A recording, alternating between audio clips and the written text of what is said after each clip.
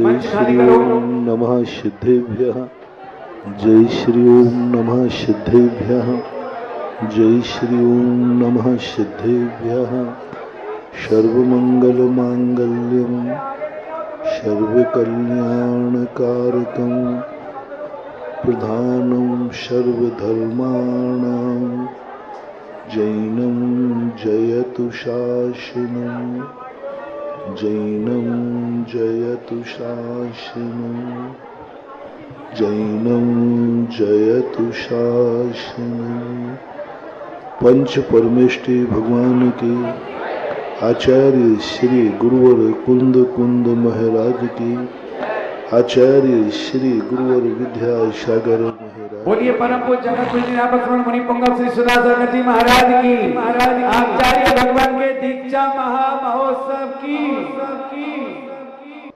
वह समान जातीय शक्ति प्रत्येक वस्तु में एक समान रूप से विद्यमान रहती है। कल अपन ने प्रवचन में समझा था कि हमें साधारण जिंदगी नहीं जीना है, असाधारण जिंदगी जीना है। असाधारण जो होती है वो विशेष होता है और विशेष जैन दर्शन में पर्याय होती है। हमें इस बात पर अहंकार नहीं करना है कि हमारी आत्मा में कितनी शक्ति है। हमें इस पर विचार करना है कि उस शक्ति का उपयोग हम कितना कर पा रहे हैं। किसी व्यक्ति के पास अपरंपार धन होता है, लेकिन वह व्यक्ति के लिए बड़ी निंदा होती है। सारा जगत उसे मूस कहता है, कंजूस कहता है, माइजर कहता है। सब तरफ से उसको बद्दुआएं मिलती है। यहाँ तक कि कंजूस बाप को बेटों की भी बद्दुआ मिलती है। कंजूस पिता को बेटी की भी बद्दुआ मिलती है। कंजूस पिता को पूरे परिवार की बद्दुआ मिलती है। कंजूस पिता को पूरी समाज की बद्दुआएं मिलती हैं। कंजूस पिता को पूज्यवर कुंद कुंद स्वामी द्वारा कहे वचनों में धर्म से भी बद्दुआ मिलती है, गरीब को नहीं है। असमर्थ को कोई बद्दुआ नहीं देता। बहुत बड़ी बात कह रहा हूं महानुभाव। असमर्थ व्यक्ति को कोई बद्दुआ नहीं देता। असमर्थ व्यक्ति को हर व्यक्ति सहानुभूति दे रहा है।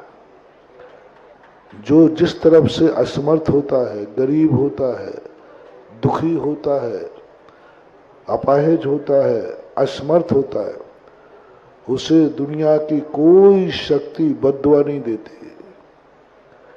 क्लिष्टेषु जीवेषु कृपा परत्व में सूत्र है। दुखी आदमियों के लिए तो सब सहानुभूति देते हैं। परिवार भी सहानुभूति देता है। बेटा भी अपने बाप को, यदि बाप असमर्थ हो और बेटा अमीर हो, तो बेटा भी अपने पिता को सहानुभूति देता है। पुरा पड़ोस वाले, नगर वाले और यहाँ तक धर्म और धर्मात्मा भी असमर्थ व्यक्ति को सहानुभूति देते हैं और ऐसा भाव करते हैं कि हे भगवान, असमर्थ व्यक्ति को देख करके अपाय विचय, विपाक विचय, धर्म ध्यान के परिणाम होते हैं। भाव करता है कि अपाय विचय, कुछ इसका उपाय करूं, इसके दुख को दूर करूं। तो या दुनिया में आपको दुआ चाहिए है, दुनिया की सहानुभूति चाहिए है, तो ऐसा प्रयास करो जिससे तुम असमर्थ बनो, गरीब बनो, भिखारी बनो, मजदूर बनो, जिससे सारा जगत तुम्हें दुआ देगा, सहानुभूति देगा। सदा अपने जीवन को दुखमय रखना। जितने दुखी होगे उतने लोग तुम्हारे ऊपर दया करेंगे। सदा रोते रहना। रोने वाले व्यक्ति पर सबको दया आती है और हर व्यक्ति दुआ देता है। सारे जगत की तुम्हें दुआ चाहिए है तो दो रास्ते बता रहा हूं। एक रास्ता ये है कि अपने जीवन को सब तरफ से असमर्थ करो। आपने देखा ना, भिखारी लोग कई बार अपने हाथ तोड़ लेते हैं, भिखारी लोग कई पट्टी बांध लेते हैं। डाकू खड़ग सिंह ने भी अपने आप को अपाहिज बना लिया था साधु की कृपा के लिए। डाकू खड़ग सिंह की कहानी आप लोगों ने सुनी होगी, बाबा भारती की। उसने साधु की दुआ चाहने के लिए, कृपा करुणा चाहने के लिए अपने आप को विकलांग बना लिया, पट्टी बांध। तो सारे जगत की यदि दुआएं तुम्हें चाहिए है कि दुआएं हमें मिले, हर व्यक्ति हमारे संबंध में सोचे, हर व्यक्ति हमारे लिए सहानुभूति दे, हर व्यक्ति, महाराज लोग भी, धर्मात्मा लोग भी हमारे संबंध में सोचे, तो आप अपने आप के जीवन को दुखी बना लेना। अपने आप के जीवन को बहुत बहुत जितने कष्टों में डाल सको, जितने कष्टों में आप पड़ सकोगे, उतने ही सारे जगत से दुआएं मिलेंगी। मैं भी तुम्हारा 24 घंटे तुम्हारे लिए ध्यान करूंगा, तुम्हारे लिए जाप करूंगा, तुम्हारे लिए मैं बहुत दुआएं करूंगा। मैं भी, चलो हम चारों महाराजों की तरफ से बोलते हैं, 24 घंटे हम आप लोगों को दया करेंगे, दुआ करेंगे, और आप कई भगवान का ध्यान छोड़कर आपका ध्यान करेंगे। बस तुम्हें एक काम करना है, तुम्हें संसार का सबसे बड़ा दुखी होना है। आंखों से अंधे हो जाओ, कानों से बहरे हो जाओ, मुंह से गूंगे हो जाओ, पैरों से लंगड़े हो जाओ, मकान से रहित हो जाओ, धन से रहित हो जाओ, सब तरफ के दुखों से तुम भर जाओ। सारा जगत तुम्हारे लिए, कभी भी तुम चौराहे पे मिल जाना, हर व्यक्ति कहेगा हे भगवान इस पे दया करो। मैं भी ध्यान करूंगा, हे भगवान इसका दुख दूर हो। मैं माला फेरूंगा। बोलो ऐसी दुआ किसको चाहिए?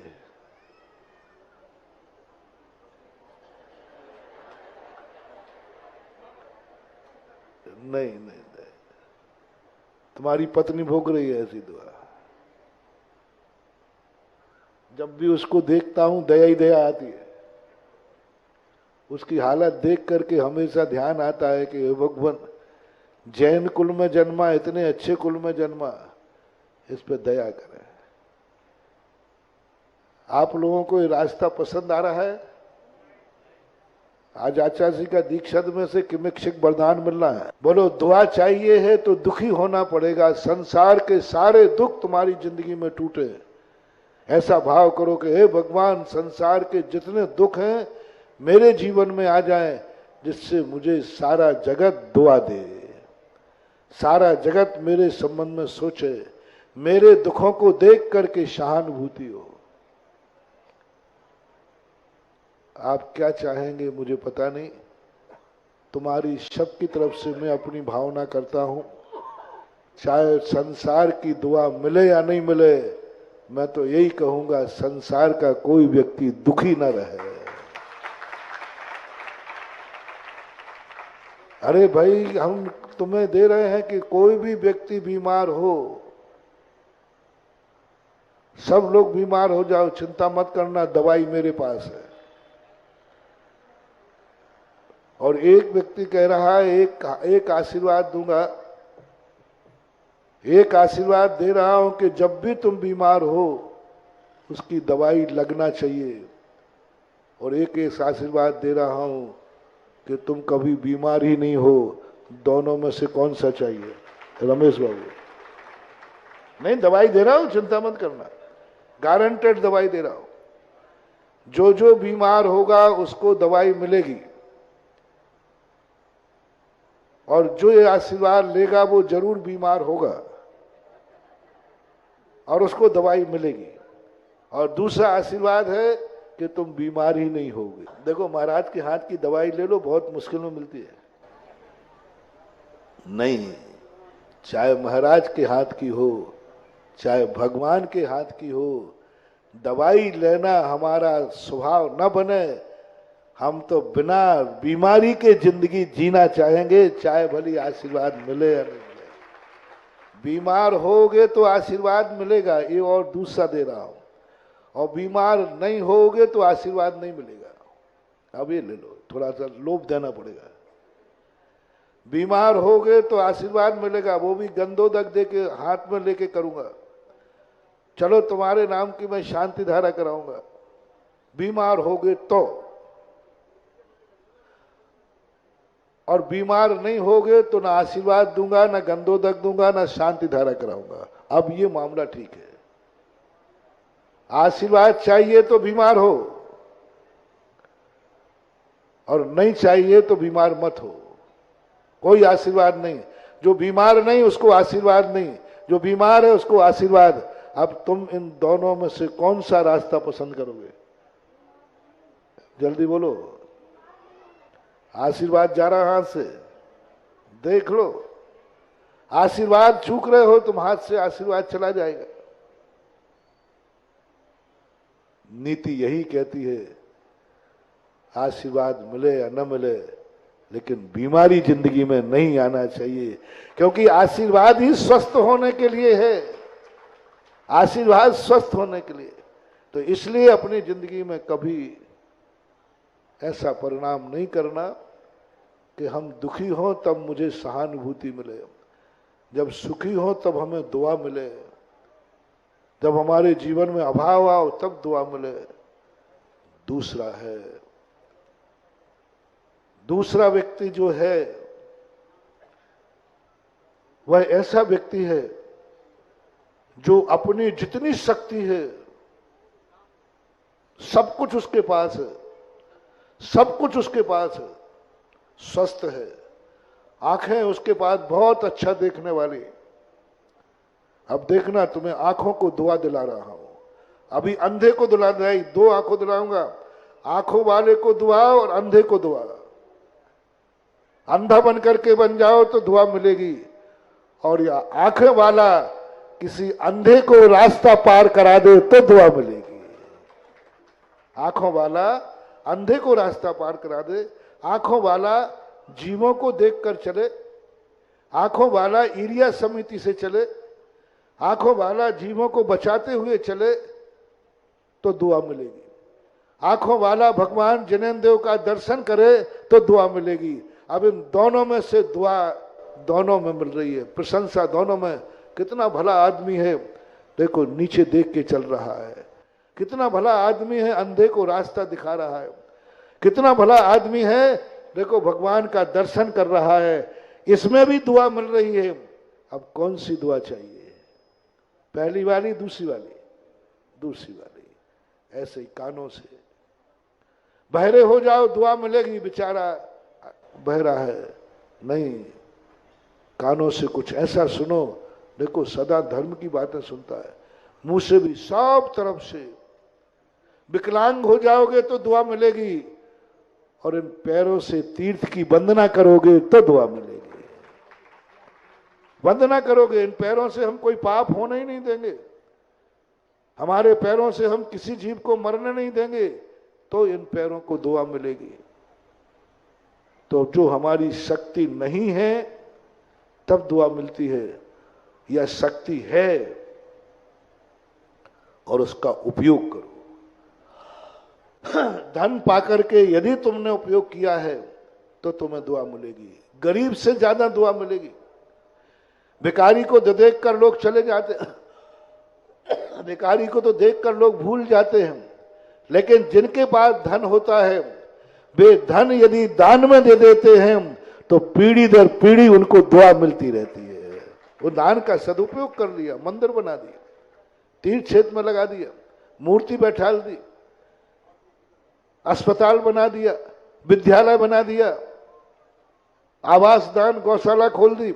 अब इनकी दुआ, भिखारी को दुआ तो एक क्षण को मिलती है, जिस समय सामने आ जाए उसके बाद भूल जाते हैं। लेकिन धन की शक्ति का जो उपयोग कर लेते हैं वो इतने ज्यादा दुआ को प्राप्त होते हैं कि उनकी पीढ़ी दर पीढ़ी को दुआ मिलती हो। शरीर स्वस्थ है, स्वस्थ शरीर दुआ चाहिए। तन मिला तुम तप करो, करो कर्म का नाश, रवि शशि से भी अधिक है तुम में दिव्य प्रकाश। शरीर मिलते ही यदि हमने इसका सदुपयोग किया, रत्नत्रय धारण कर लिया, तो ये अशुचि शरीर भी सारे जगत की दुआ का कारण बनेगा। जो भी इस शरीर को छुएगा वो धन्य कहेगा, जो भी इस शरीर की मुद्रा का दर्शन करेगा वो धन्य करेगा। इसलिए जब शरीर की शक्ति मिले तो मुनि बनो, आर्य का छुल्लक बनो, ये पद तुम्हारे धारण करोगे तो तुम्हें दुआ मिलेगी। और एक उस कोड़ी कुष्ठी को दुआ मिलेगी जो शरीर से रुग्ण है और एक शरीर से तपस्या कर रहा है।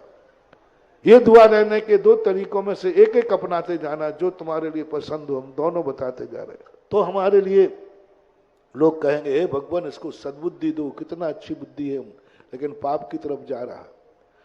और या अपनी बुद्धि मिली है तो जगत के कल्याण में लगाओ, दुनिया के लिए राह बताने में लगाओ। दुनिया के दिमाग को विभ्रम है उनको सही ढंग से रास्ते पर लाने में लगाओ तो तुम्हारी बुद्धि को दुआ मिलेगी। देखो इसने अपनी बुद्धि से कितनों को रास्ते पर लगा दिया, कितनों को जीवन दान दे दिया। ये व्यक्त करना है हमें अपनी जिंदगी की शक्ति। और जिसके पास शक्ति होती है वो बीच का व्यक्ति बद्दुआ पाता है। महानुभाव, 3 रास्तों में से एक चुनना है। आज आचार्य श्री का दीक्षा दिवस है, उस संबंध में बता रहा हूं। 3 में से कोई एक रास्ता, या तो शक्तिहीन बनो और शक्तिमान हो तो शक्ति का उपयोग करो। शक्तिमान होकर के भी यदि तुम कंजूस हो तो सब तरफ से तुम्हें बद्दुआ मिलेगी। तुम एक दिन बहुत बुरी तरह तुम्हारी जिंदगी हो जाएगी। या तो अमीर बनना नहीं, अमीर बनना तो कंजूस बनना नहीं। अमीर बनना नहीं और बन गए हो अमीर तो कंजूस बनना नहीं। किसी की बद्दुआ ऐसा न करे कि बेटा बद्दुआ देगा, मेरे बाप के पास इतना पैसा है। वो अपने दोस्तों में ये चर्चा न कर बैठे, मेरे बाप के पास इतना पैसा है लेकिन वो मुझे देता ही नहीं है। ये बेटे की बद्दुआ मत लेना, अपने परिवार के सदस्यों की बद्दुआ मत लेना, समाज की बद्दुआ मत लेना। ये मेरे नगर का बड़ा आदमी है, सेठ है, पैसा है, लेकिन इतना कंजूस है कि 1 रुपया दान नहीं देता, ये बद्दुआ मत लेना। इससे अच्छा है भिखारी बन जाना। सेठ बनकर के समाज की बद्दुआ मत लेना, सेठ बनकर के धर्म की बद्दुआ मत लेना। पूज्यवर कुंद स्वामी, शक्ति तुम्हारे पास है और यदि तुमने अपने तन का धन का दुरुपयोग किया तो धर्म की भी बद्दुआ मिलेगी। मिथ्या दृष्टि, जो अपनी शक्ति है नहीं, उसकी बात नहीं कह रहा हूं, जो शक्ति को छुपा रहा है। शक्ति है कि नीचे देख के चलता है, चल सकता है, फिर भी नहीं चल रहा है। शक्ति है कि वो दान दे सकता है, फिर भी नहीं दे रहा है, तो धर्म की भी बद्दुआ मिलेगी। यानी जब शक्ति को कोई छुपाता है तो वह मिथ्या दृष्टि होता है। शक्ति छुपाता है तो सांप कांटे के समान उसकी स्थिति होती है, वो चुपचाप सोता रहता है। इसलिए जो शक्तियों पर आध्यात्मिक दृष्टि से मैं कहूं, जिन लोगों के पास केवल ज्ञान प्राप्त करने की शक्ति है, मुनि बनने की शक्ति है, प्रतिमाएं लेने की शक्ति है, मंदिर जाने की शक्ति है, जाप देने की शक्ति है, मंदिर बनाने की शक्ति है, पूजा करने की शक्ति है, इस शक्ति को छुपाना मत। 2 ही भावनाएं भाना, हे भगवान या तो तू मुझे शक्तिहीन कर दे जिससे मुझे कोई बद्दुआ ना दे, या शक्तिमान बनाए तो मेरी मति को ऐसे कर देना जिससे मैं शक्ति को छुपाऊं नहीं, जिससे महाराज भी मुझे दुआ देंगे। किसी भी क्षेत्र में शक्ति मत छुपाना। जम सक गई तम कीरई, जम चढ़ सक गई सदर्णम, कुंद स्वामी ने कहा। परमात्म प्रकाश में स्पष्ट कहा, जो शक्ति को छुपाता है किसी भी क्षेत्र में उसको महापापी कहा, मिथ्या दृष्टि कहा, अनंत संसारी कहा। आज सबको यह बात ध्यान में रखना है। बड़े बड़े स्वाध्याय करने वाले पंडित लोग भी अपनी शक्ति को छुपा रहे हैं। वो जानते हैं कि मेरी आत्मा में इतनी शक्ति है, अनंत शक्ति है, अव्याभास शक्ति है, समय सार पढ़ने वालों को तो पता चलता मैं अनंत शक्तिमान हूं। क्या करोगे इस शक्ति को जान करके? जब तुम्हें पता चल गया कि मेरे पास इतनी शक्ति है, फिर भी तुम शक्ति का उपयोग नहीं कर रहे। तुम्हें पता चल गया कि मेरा द्रव्य स्वतंत्र है, फिर भी कौड़ी कौड़ी के लिए परतंत्र हो रहे। तुम अपनी शक्ति को छुपा रहे हो। तुम अपने पैरों से चल सकते हो, फिर भी तुम किसी के कंधों पर चल रहे हो। तुम अपने हाथों से कुछ कर सकते हो, फिर भी दूसरों के हाथों से खा रहे हो। तो ये शक्ति को छुपाना है। तुम खुद अपना मंदिर बना सकते हो, फिर भी दूसरे के बनाए मंदिर में पूजा कर रहे हो। तुम खुद अपना मंदिर बना सकते हो, फिर भी दूसरे के बनाए हुए मंदिर में पूजा कर रहे हो। तुम खुद विधान कर सकते हो, अर्घ चढ़ा सकते हो, लेकिन दूसरे का अर्घ चढ़ा रहे हो। ये बंधुओं बहुत खतरनाक चीज है। मालूम है कि हमारी आत्मा की अनंत शक्ति है, लेकिन बस उस शक्ति को जानने के बाद बहुत करुणा दया करके कह रहा हूं, दो व्यवहार की शक्ति और अध्यात्म की शक्ति, दोनों शक्तियों में किसी भी क्षेत्र में जब तुम्हें महसूस हो मैं शक्तिमान हूं, मेरे पास ये ताकत है, बस बहुत करुणा, मेरा दुश्मन भी है तो मैं उससे कहना चाहूंगा कभी भूल करके अपनी शक्ति को छुपाना नहीं। शक्ति छुपाना नहीं। शक्ति नहीं है उसकी बात नहीं कह रहा हूं, क्योंकि शक्ति छुपाने से सब तरफ की वर्गणाएं तुम्हें नकारात्मक मिलेंगी। प्रकृति भी तुम्हें बद्दुआ देगी, तुम्हारी लक्ष्मी धन दौलत तुम्हें बद्दुआ देगी, तुम्हारा मकान तुम्हें बद्दुआ देगा, तुम्हारी घोड़ा गाड़ी बद्दुआ देगी, जो कुछ भी तुम्हारे पास पुण्य से है, तुम्हारी आंखें बद्दुआ देंगी, तुम्हारे कान बद्दुआ देंगे, सब बद्दुआ देंगे। कहां से मैं इस मूस के चक्कर में पड़ गया। देखो आंखें हैं और ये भगवान के दर्शन करने ही नहीं जाता, ये आंखें तुम्हें बद्दुआ दे देंगे। ऐसी बद्दुआ देंगे कि अगले भाव में तुम जन्म से ही अंधे हो गए या 3 इंद्रियों में पैदा हो गए। किसने बद्दुआ दी? तुम्हारी आंखों ने। आंखें होकर के ये दर्शन नहीं करता, आंखें होकर के नीचे देख के नहीं चलता। ये बद्दुआ कभी अपनी आंख की मत लेना। कान है सुन सकता है, लेकिन कभी प्रवचन नहीं सुनता। मुंह है कभी भगवान की पूजा कर सकता है, लेकिन कर ही नहीं रहा, शक्ति को छुपा रहा है। तुम्हारा मुंह तुम्हारी बद्दुआ दे देगा। जो कुछ भी तुम्हें ऐसा लग रहा हो, सूत्र बनाए, मंत्र बनाए, जो जो तुम्हें लगता हो कि इस शक्ति से मैं संपन्न हूं, जो भी शरीर का बता दिया, इंद्र का बता दिया, धन का बता दिया, धर्म का बता दिया, अध्यात्म का बता दिया, जो जो तुम्हें लगे कि ये शक्ति तो मेरे पास है, बस उस शक्ति को छुपाना नहीं। जब छुपाने का भाव आवे तो मेरा आज का मंत्र याद रख लेना कि मुझे सारे जगत से इस समय बद्दुआएं मिल रही हैं। ये प्रकृति बद्दुआ दे रही कि समर्थ होकर के शक्ति छुपा रहा है, समर्थ होकर के शक्ति छुपा रहा है। दिन में खा सकता है, फिर भी रात में खा रहा है। शक्ति छुपा रहा है, दिन में खा सकता है, रात में खा रहा है, शक्ति को छुपा रहा है। तुम्हारे भोजन की थाली तुम्हें बद्दुआ देगी कि एक दिन रात को तो छोड़ो, दिन में भी खाना नसीब नहीं होगा, तुम्हारी थाली ने बद्दुआ दी है। महानुभाव, यदि दिन में खाने की शक्ति है तो भूलकर रात में मत खाना, नहीं तो दाने दाने को मोहताज हो जाओगे। तुम्हारी शक्ति देखो, मैं कुछ नहीं कह रहा हूं, बस शक्तिमान मेरे पास शक्ति है, मैं ये कर सकता हूं, मैं कर सकता हूं ये। फिर आप करना, व्यक्त करना, शक्ति को जान करके, शक्तिमान हो करके बद्दुआ मत लेना। शक्तिमान होकर के कभी बद्दुआ नहीं लेना। अमीर आदमी बनकर के कभी कंजूस मत बनना। उस धन का उपयोग करो अपने बेटों के लिए, धन का उपयोग करो अपने परिवार के लिए, धन का उपयोग करो अपनी समाज के लिए, धन का उपयोग करो अपने धर्म के लिए, धन का उपयोग करो ऐसे तीर्थ क्षेत्रों के लिए, धन का उपयोग करो भगवान की मूर्ति विराजमान करने के लिए। तो ये धन तुम्हें दुआ देगा कि कितने मैं पापी हूं, धन दुआ देता है। मैं पापी हूं, मैं परिग्रह हूं, परिग्रह पाप होता है।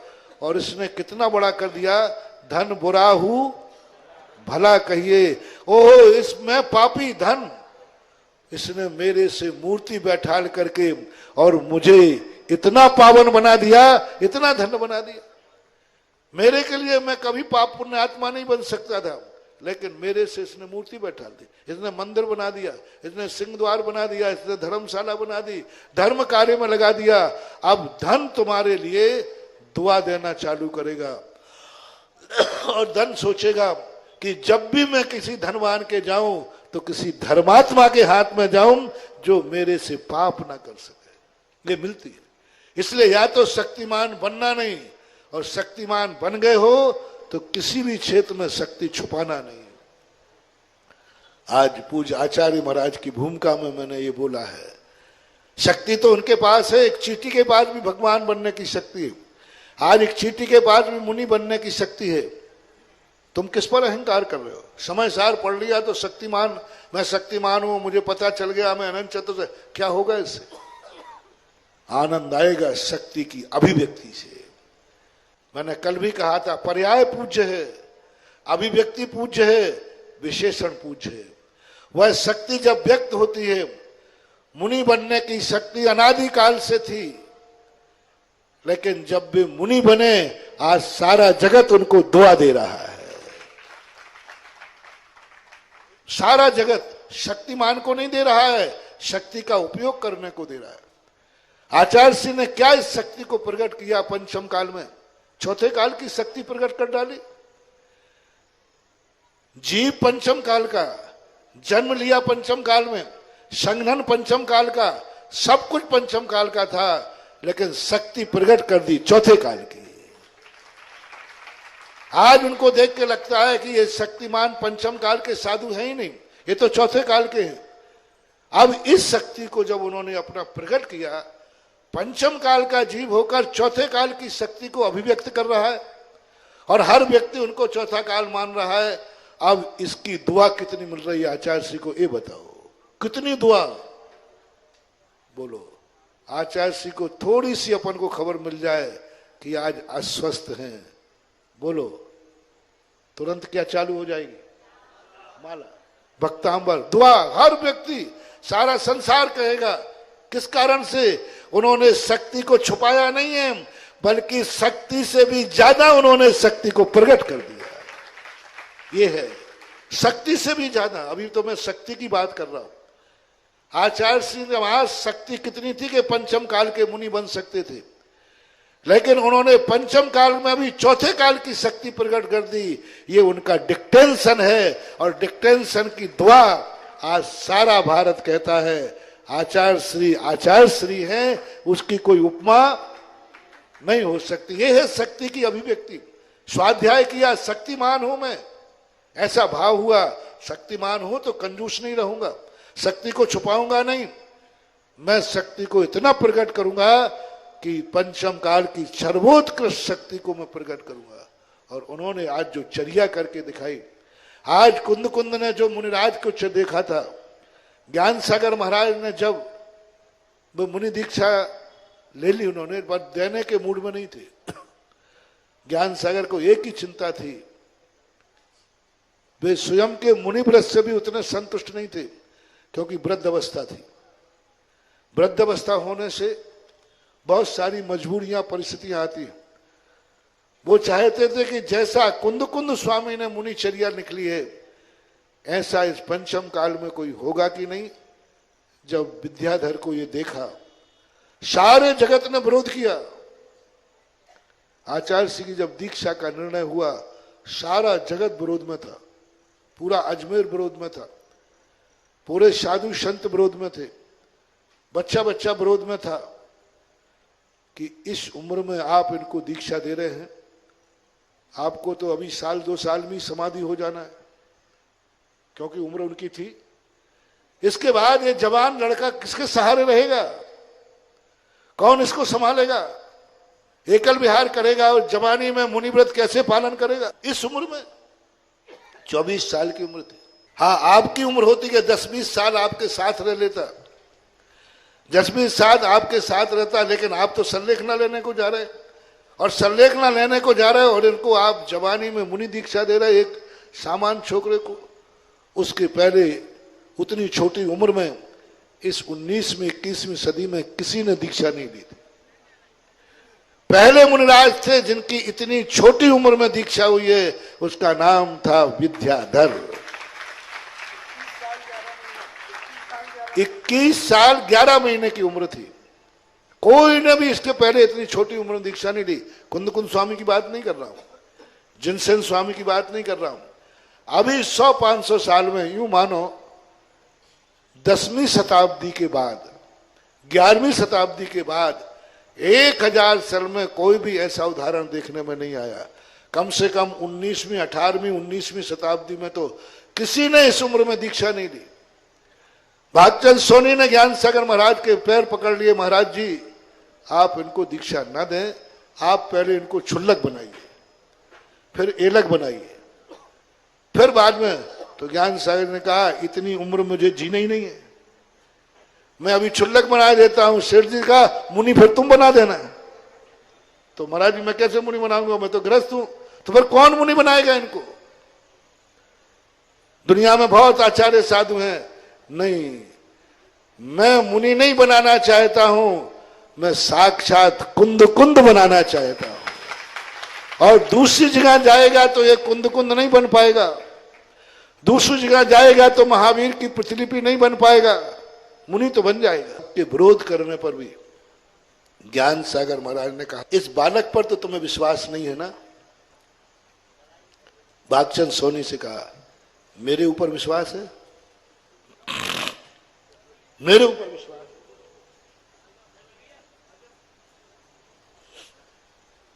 इस बालक को तो तुम नहीं जानते, इसका भविष्य तुम नहीं जानते, लेकिन मुझे तो जानते हो तुम। मेरे ऊपर विश्वास है कि नहीं? वही वाली बात कल अंजन चोर ने कहा कि मैं नहीं जानता नमोकार मंत्र को, लेकिन मैं सेठ को जानता हूं। परसों भी मैंने कहा था तुम भले यहां के शांतिनाथ भगवान को नहीं जानते हो। बहुत सारे लोग हैं जो पहली बार आए होंगे। रमेश पहली बार आया? अच्छा, बहुत सब पहली बार बहुत सारे लोग आए हो। तुम बिल्कुल भी नहीं जानते हो, लेकिन तुम मुझे तो जानते हो। है? पहली बार मुझे भी देखा है।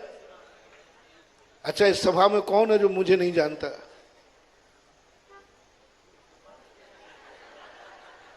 सब जानते हैं मुझे।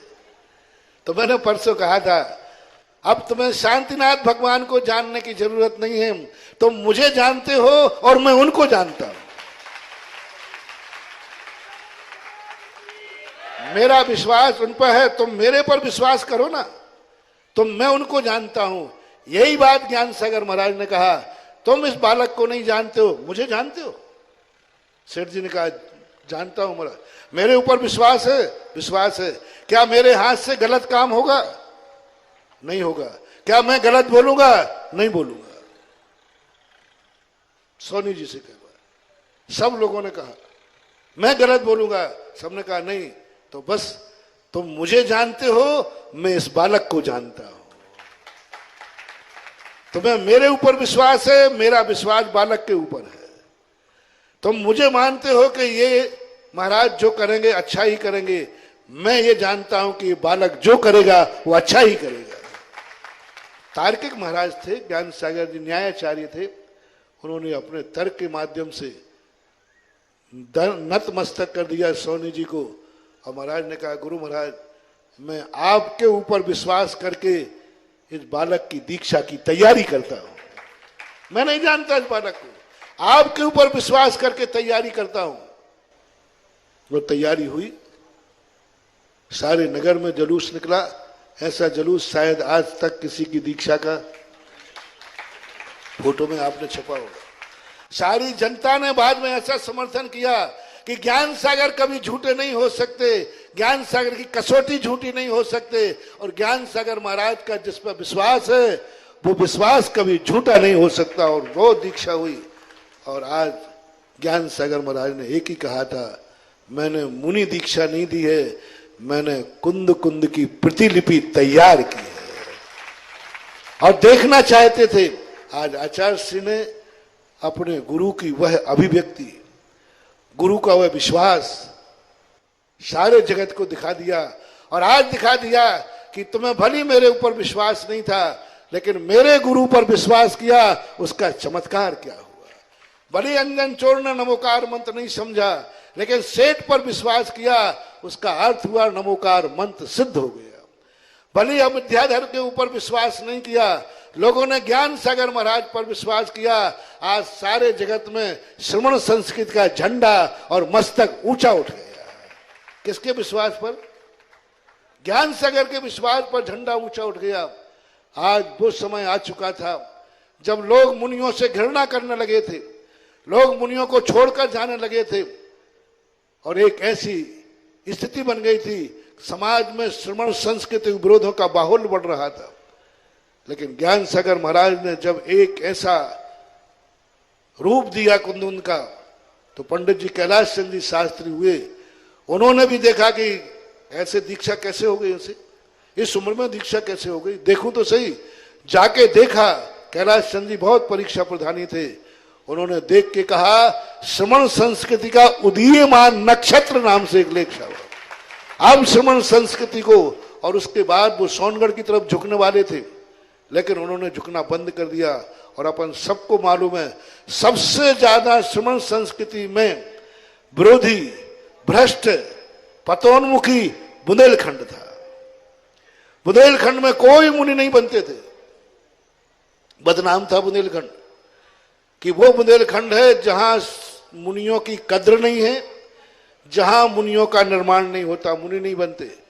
सारे साधु आचार्य के पहले जब भी बुंदेलखंड आए, मात बुंदेलखंड की वंदना करके लौट गए। एक आज चतुर्मास किया, कोई नहीं टिक पाया, बुंदेलखंडियों ने किसी को टिकने ही नहीं दिया। सारे महाराज और अपने और महाराजों को चौके लेकर आना पड़ता था, कोई चौके नहीं लगाता था।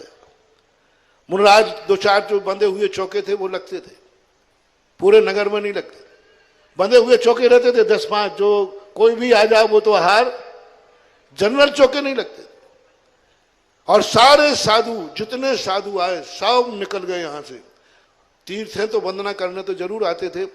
शांति सागर महाराज भी नहीं टिक पाए, वीर सागर, शिव सागर महाराज भी ज्यादा नहीं टिक पाए, आए और निकल गए, सब चले। बड़े बड़े आचार्य चले गए, क्योंकि यहां से कोई मुनि बनते ही नहीं।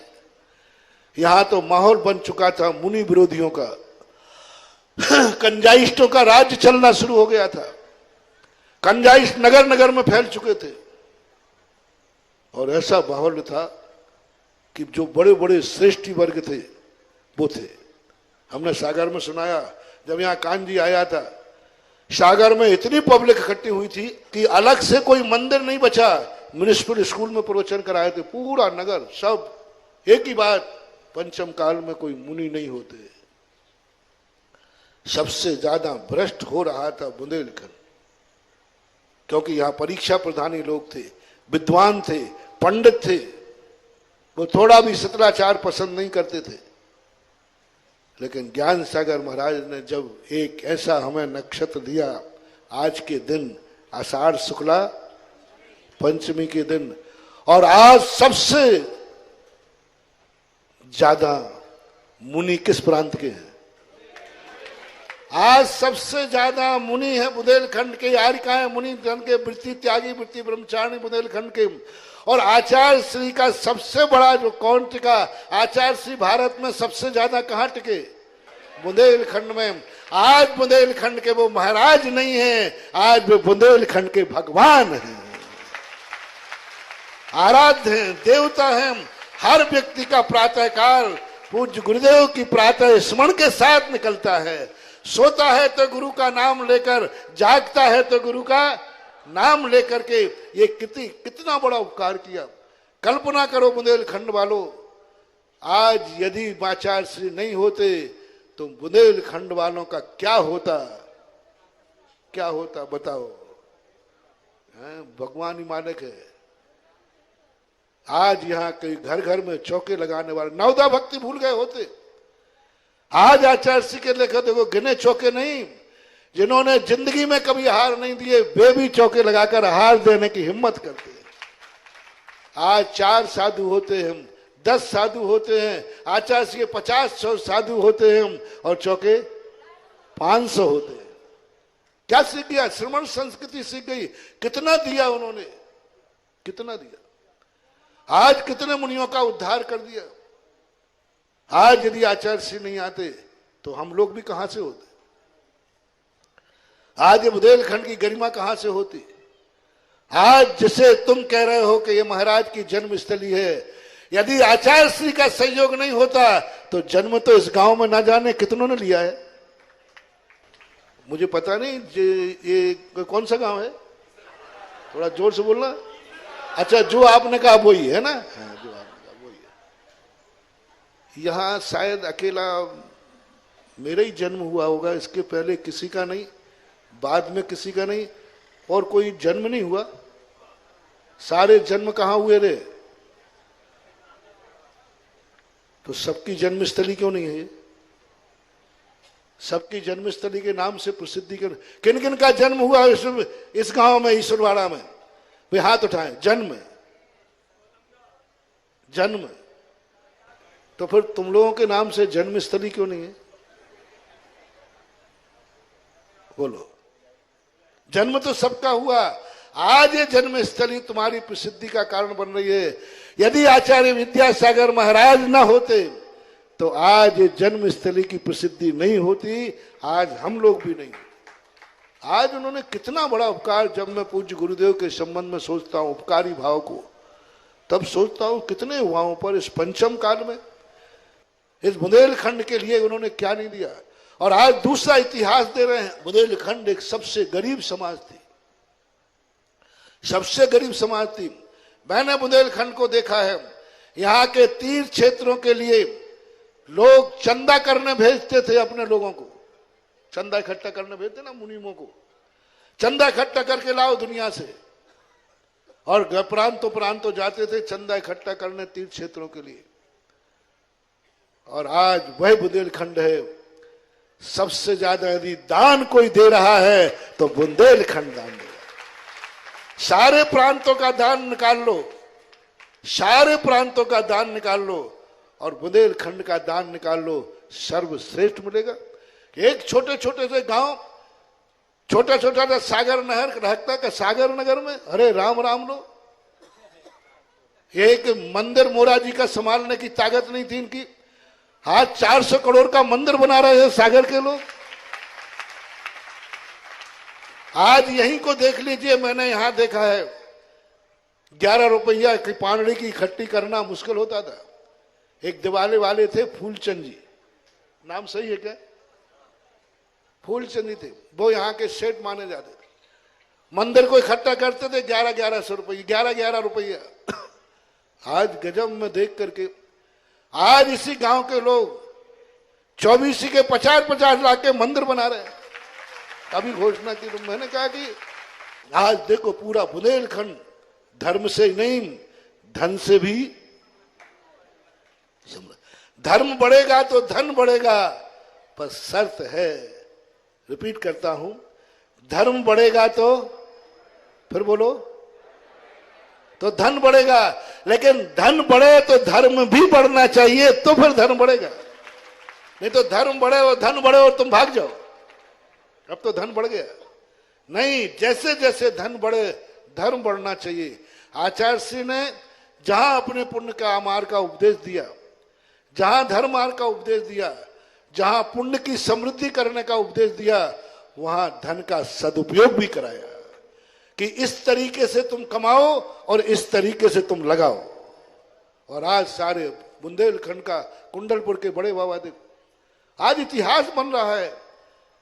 दिगंबर जैन धर्म का इतिहास प्राय नष्ट हो जाता, क्योंकि दिगंबर जैनियों के पास एक भी भारत में ऐसे बड़े मंदिर नहीं थे, भारतवर्ष से उत्तर भारत में, जो हजारों साल के लिए अपनी ध्वजा स्थापित कर सके। और अन्य प्रांतों में दूसरे मत के थे, दिगंबरों के पास थे, जो थे वो छीन लिए गए। आज आचार्य श्री ने कुंडलपुर जैसे बड़े बड़े जो अतिशय क्षेत्र बना करके जैन धर्म को हजारों लाखों सालों के लिए जिंदा कर दिया। आचार्य श्री की देन देखो कितनी है। आज हमारे महिलाओं को प्रतिभा स्थली, आज कितना बड़ा उपकार है महिलाओं के ऊपर। नारी ऋषभ देव की परंपरा को जीवित करना। आज साधिका आश्रम आचार्य श्री जब वृद्ध अवस्था में पहुंचे तो उन्होंने वृद्धों की समस्याएं समझी। आज साधिका आश्रम, क्षुल्लक आश्रम सार्वभौम शक्ति को प्रकट किया है। सार्वभौम जितनी शक्तियां थी उनके पास एक भी शक्ति को नहीं छुआ। और देखो कैसी शक्ति है, ये दुआओं का प्रताप देखो। जब आचार्य श्री कुंडलपुर में थे, कुंडलपुर में आचार्य श्री की दशा देख करके ऐसा एक भी व्यक्ति नहीं है जिसका अंदर हृदय नहीं कांपा हो। उनकी बीमारी देखकर, 10 कदम पर चलकर बैठने की स्थिति देखकर हर व्यक्ति को अंधकार दिखने लगा था। हर व्यक्ति मन में विकल्प आने लगे थे। आचार्य श्री की यह दशा, क्योंकि आचार्य श्री को तो सबने कैसे देखा है हट्टे कट्टे बच्चों के रूप में, जवान के रूप में देखा है। वह दशा देख करके हर व्यक्ति ने दुआ की कि हे भगवान, मेरी उम्र आचार्य श्री को लग जाए, मेरी शक्ति आचार्य श्री को लग जाए। हर व्यक्ति ने आवास दान दिया है उस सूकर के समान, जो महाराज को देखकर शेर ने दहाड़ा तो वो सूकर कहता है कि नहीं, मेरी मौत आ जाए, महाराज बच जाए। आवास दान दिया पूरे भारत ने कुंडलपुर में।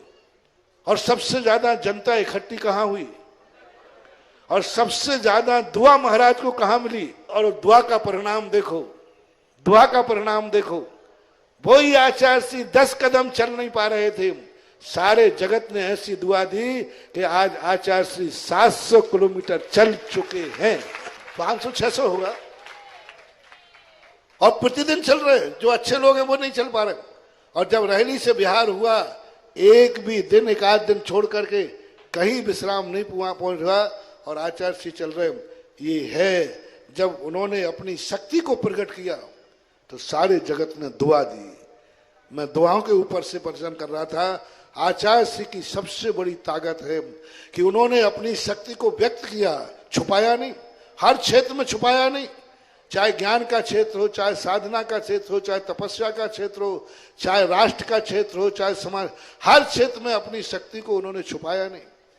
और नहीं छुपाने का परिणाम लगा कि आज सारा जगत उनको श्रद्धा के रूप में दुआ देता है, उनको शास्त्रा के रूप में दुआ देता है, उनको अपनी आस्था का ऐसा दुआ देता है कि वह अपनी जिंदगी में बहुत सारी चीजें, ऐसे आचार्य श्री का जन्म, आज सारे मुनि विरोधी जो थे सारे लौट करके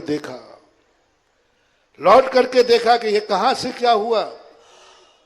और जब उन्होंने परीक्षा की तब देख करके दंग रह गए। और आज जितने लोग जो मुनि विरोधी बनकर के दुर्गतियों में जाते, आज वे गुरु भक्त बनकर सदगति को जाएंगे, सदगति को जाएंगे।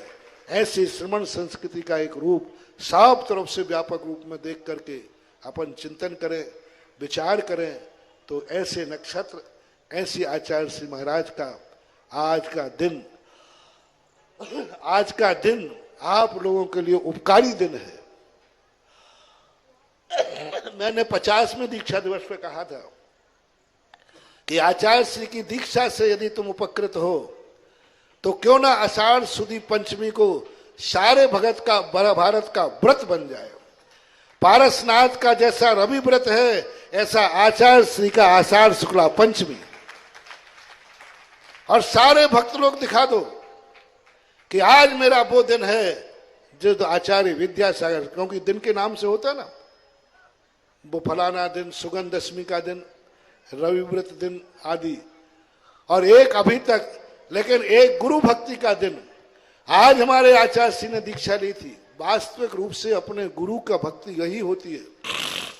जो गुरु का दीक्षा दिवस है उसको व्रत के रूप में परिणत कर दो, व्रत के रूप में परिणत कर दो कि आषाढ़ शुक्ल पंचमी को हम उपवास करेंगे, आषाढ़ शुक्ल पंचमी को हम एकासन करेंगे, आषाढ़ शुदी पंचमी को हम रात में कुछ भी नहीं खाएंगे पिएंगे, आषाढ़ शुदी पंचमी को हम बाजार में नहीं खाएंगे।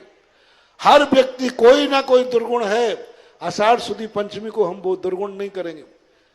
कोई गुटखा भी खाने वाला है तो वो कहे कि भाई आज गुटखा क्यों नहीं, आज मेरे गुरु का दीक्षा दिवस है, आज मैं नहीं खाऊंगा, आज मेरा त्याग है। कुछ ना कुछ जो तुम्हारी जिंदगी में हो, ऐसा मैंने स्वर्ण जयंती के समय पर आगाज किया था सारे भारत से। कोई ना कोई को व्रत रखना है, आज कुछ नया होना चाहिए, क्योंकि आज हमारे गुरु का दीक्षा दिवस है। कोई नियम ले ले 36 वर्ष तक करूंगा, आचार्य कोई नियम ले ले 28 वर्ष तक करूंगा, कोई नियम ले ले कि गुरु की पंचमी 5 साल तक करूंगा। उस समय मैंने कहा था, लेकिन कोई ना कोई स्मृति के रूप में आपको होना चाहिए। और इस दिन व्रत रखो और उस दिन आचार्य श्री की पूजा करो और उस दिन आचार्य श्री का ध्यान करो और उनके उपकार को लेकर के बार बार उनका आभार मानो और कहो कि जिन व्यक्ति का हमें उपकार है, इनकी संस्कृति, इनका जीवन युगों युगों तक जीवंत रहे, जयवंत रहे। ऐसी दशा के लिए तो जिन लोगों ने उस समय सुना होगा वो तो व्रत कर ही रहे हैं। हजारों लोगों ने आषाढ़ सुदी पंचमी को कोई ना कोई व्रत रखने का लिया, कोई ना कोई स्मृति रखने का किया। आज भी मैं यही कह रहा हूं कि इस प्रसंग में ऐसे उपकारी का आषाढ़ सुदी पंचमी का कोई ना कोई एक ऐसा स्मृति दिवस आपके रूप मन में आना चाहिए। उस दिन कोई ऐसा पुण्य करो, उस दिन काल भी पावन होता है, क्षेत्र भी। जैसे कल परसों कहा था ना कि कुंद भगवान ने लिखा है कि बीज चोखा है लेकिन खेत के अनुसार उसका फल होता है। वही बीज किसी खेत में जाए तो कम फसल आती है, वही बीज किसी खेत में चला जाए तो। इसी प्रकार दान देते समय, पुण्य करते समय क्षेत्र देखना चाहिए, ये क्षेत्र कौन सा है। इस क्षेत्र में देने से फसल और ज्यादा पड़ेगी। दान देना तो ठीक है लेकिन क्षेत्र का, और इसी प्रकार काल का, किस दिन दान देना, किस दिन दान देना। जो दिन तुम्हें साल का सबसे प्रिय हो उस दिन दान देना। बिजौलिया में एक बार दिया था मैंने, धनतेरस का, दिवाली का, रक्षाबंधन का, आपको अपने जन्मदिन का, अपने गुरु की दीक्षा दिन, जो दिन आपको प्रिय हो उस दिन आप दान दोगे तो उस दिन वो दान और ज्यादा फलेगा, क्योंकि आज ये मेरे लिए सबसे शुभ दिन। आचार्य से समक्त होकर के उन्होंने शक्तियां प्रकट की, सारा जगत दुआ दे रहा है। हमारी जिंदगी भी ऐसी होना चाहिए।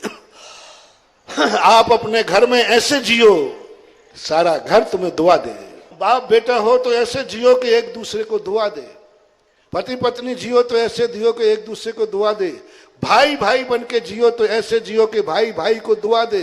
परिवार में ऐसे जियो, हर व्यक्ति के लिए परिवार में ऐसे जीना है जिससे कम से कम सारा परिवार तुम्हें दुआ दे। सारा परिवार तुम्हारे बीमार होने पर सोचे कि यदि ये बीमार हो गया तो घर का क्या होगा। ऐसी दुआ मानना चाहिए। पांडवों को जब एक बार मरने की बात आई, पूरा प्रसंग नहीं ले रहा हूं, लेकिन हर व्यक्ति ये निर्णय नहीं करो एक को मरना था। इसी बंतर की बलि आदि का कोई प्रसंग था, वो प्रसंग को गौण करता हूं। एक को मरना था, कौन मरे? 6 अनमोल थे, 6 को कोई परिवार। लोगों ने कहा कुंती माँ कहती मैं मरने को तैयार हूं, मैं बूढ़ी हूं। 5 पांडव कहते नहीं, तुम्हें नहीं मरने दूंगा, चाहे हम 5 मर जाएंगे, तुम मेरी मां हो। धर्मराज ने कहा कि नहीं मैं मरूंगा, चारों कहते हम 4 मर जाएंगे, तुम्हें नहीं मरने दूंगा। भीम कहता है मैं मरूंगा, धर्मराज कहते हैं मैं मर जाऊंगा, भीम तुझे नहीं मरने दूंगा। 5 लोग एक दूसरे को इतनी दुआ दे रहे हैं कि तुझे जिंदा रहना जरूरी है। वो कहता तुझे जिंदा रहने। कैसा था परिवार, इसलिए 5 पांडवों के परिवार को आज लोग उदाहरण देते हैं। क्या तुम्हारे परिवार में है ऐसा कि तुम्हारा परिवार तुम्हें दुआ दे रहा हो, तुम्हारे परिवार तुम्हारे लिए अपनी जिंदगी से ज्यादा मूल्यवान मानता हो? क्या तुमने ऐसा आचार विचार किया?